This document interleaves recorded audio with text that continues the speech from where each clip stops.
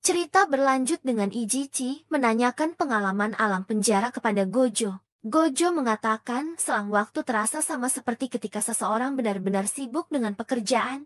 Seminggu terasa sangat singkat tetapi juga sangat lama, sehingga kau tidak ingin mengulanginya lagi. Satu kata untuk Prison Realm adalah deadline, yaitu kalian disibukkan dengan pekerjaan terus-menerus selama seminggu bahkan sampai harus terus-menerus lembur. Saat mengalami situasi deadline seperti ini, pekerjaan akan terasa menumpuk, namun waktu berlalu terasa cepat. Tidak terasa tiba-tiba sudah sore bahkan malam. Tapi terkadang waktu juga melambat saat kita kelelahan mengurus pekerjaan deadline, sehingga pinginnya minggu-minggu deadline segera berakhir dan kalian tidak ingin mengulanginya lagi. Setidaknya seperti itulah penjelasan Prison Realm versi Gojo. Mungkin di Prison Realm, Gojo disibukkan menahan makhluk-makhluk tengkorak. Walaupun Gojo dengan cepat bisa mengatasinya, tapi pekerjaan tersebut tidak pernah selesai. Hingga Gojo merasa waktu di Prison Realm begitu sangat-sangat lama. Lalu Gojo bertanya tentang orang-orang yang terkena dampak Domain Unlimited Void selama di Shibuya. Ijichi mengatakan, mereka semua sudah pulih. Gojo mencapai puncak gedung dan berkata, ayo mulai Utahimi, kakek tua. Ya ternyata tidak sampai 2 bulan para penduduk sipil yang terkena Domain Unlimited Void selama 0,2 detik sudah dalam kondisi membaik. Gojo pun pada akhirnya bisa lega.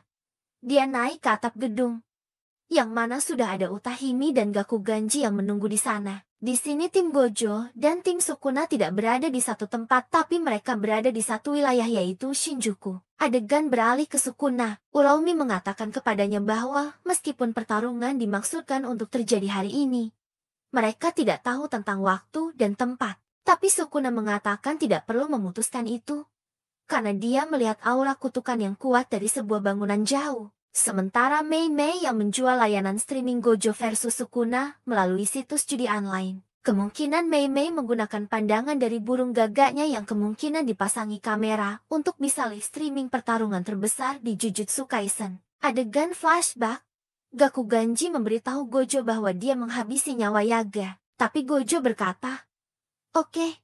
Gakuganji bertanya mengapa mereka semua tidak mengutuknya karena perbuatannya. Gojo bilang dia tidak keberatan, dan apalagi itu salahnya. Karena dia disegel dan petinggi membuat Gakuganji patuh. Entah kenapa Gojo kesannya menjadi lemah lembut dan baik hati, di mana dia memaafkan Gakuganji yang telah menghabisi Yaga atas perintah petinggi. Alasannya simpel, karena dia sedang dipenjara dan Gakuganji terpaksa melakukannya. Mungkin Gakuganji terkena sumpah pengikat sama seperti Yuta saat ditugaskan menghabisi nyawa Yuji. Pende mendengarkan ketika Gojo menanyakan kata-kata terakhir Yaga pada Gakuganji. Gakuganji berkata, Yaga mengungkapkan cara membuat mayat terkutuk.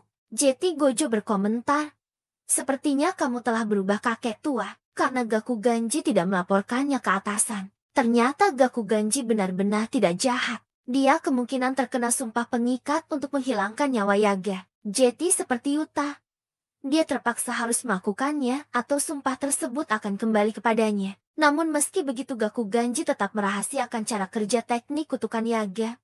Alias dia tidak melaporkan cara kerja tekniknya setelah memenuhi sumpah pengikat untuk menghabisi nyawa Yaga. Jadi cara kerja teknik kutukan Yaga tetap aman. Tidak bisa dibayangkan kalau cara kerja teknik kutukan Yaga diketahui petinggi yang sebagian besar telah dikendalikan Kenjaku. Maka Kenjaku akan punya 3 kekuatan tempur pasukan. Pertama pasukan pengendali kutukan milik Geto. Kedua pasukan manusia evolusi dari penggabungan Tengen.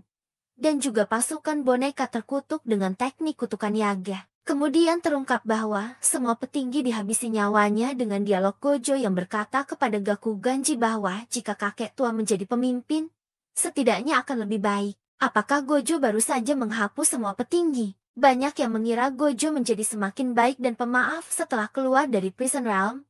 Ternyata dia bisa memaafkan Gakuganji karena ingin Gakuganji melakukan tugas untuk menjadi pemimpin Jujutsu yaitu dengan menghabisi semua petinggi Jujutsu. Lalu Gojo pergi setelah berbicara dengan Gakuganji. Ijichi bertanya mengapa Gojo menginginkan bantuan darinya daripada bantuan dari orang lain.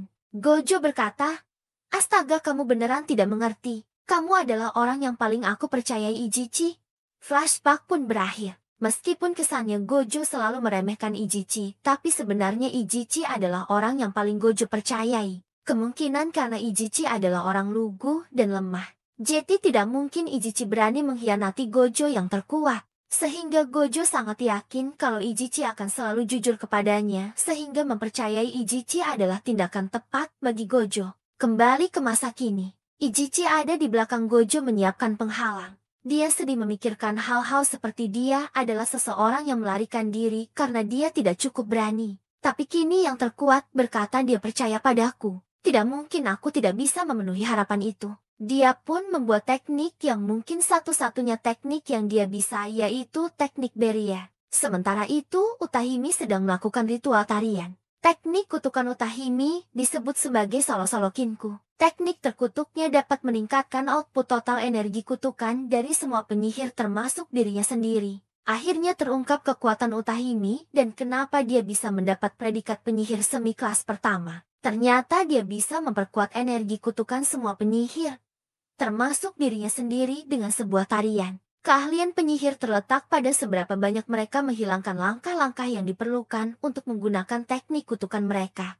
Tapi Gojo, Utahimi, Ijichi dan Gakuganji, semuanya melakukan langkah yang diperlukan untuk mengaktifkan teknik kutukan mereka. Seperti lirik yang mempesona dan melakukan isyarat tangan. Semua ini diarahkan untuk mensupport Gojo Satoru, bukan cuma Utahimi. Gakuganji dan Ijichi juga menjadi supporter Gojo. Ijichi mungkin menyiapkan arena tarian dengan teknik barrier, Gakuganji dengan teknik musik, dan Utahimi dengan teknik tarian. Semua kekuatan ini diarahkan untuk memperkuat kekuatan Gojo. Kemudian Gojo menembakkan 200% kekuatan Hollow Purple menuju Sukuna. Sukuna merasa terintimidasi dan mencoba menahan tembakan Hollow Purple dan semua bangunan yang menghalangi serangan tim Gojo langsung hancur total. Bukan Hollow Purple biasa, melainkan Hollow Purple dengan power sebesar 200%. Menjadi Hollow Purple raksasa, yang kali ini tidak hanya menghapus hutan tapi menghapus gedung pencakar langit yang dilaluinya. Sukuna pun panik karena belum apa-apa. Dia sudah diserang dengan Hollow Purple. Dia pun menahan serangan dahsyat tersebut dengan kedua tangannya. Tangan kanan Sukuna terbakar dan hancur saat mencoba menahan serangan Gojo. Gojo tiba di hadapan Sukuna dan berkata, "Sepertinya kamu salah paham. Jadi aku akan memberitahumu kamu adalah penantang di sini." Sukuna pun kesal. Gojo benar-benar meremehkan Sukuna, bahkan sampai membuat Sukuna kesal dengan keadaan tangan kanannya yang hangus terbakar. Gojo kembali meroasting Sukuna kalau Gojo adalah raja yang paling tepat untuk mendapat julukan yang terkuat. Sedangkan Sukuna hanyalah prajurit penantang yang berusaha mengambil mahkota sang terkuat milik Gojo Satoru.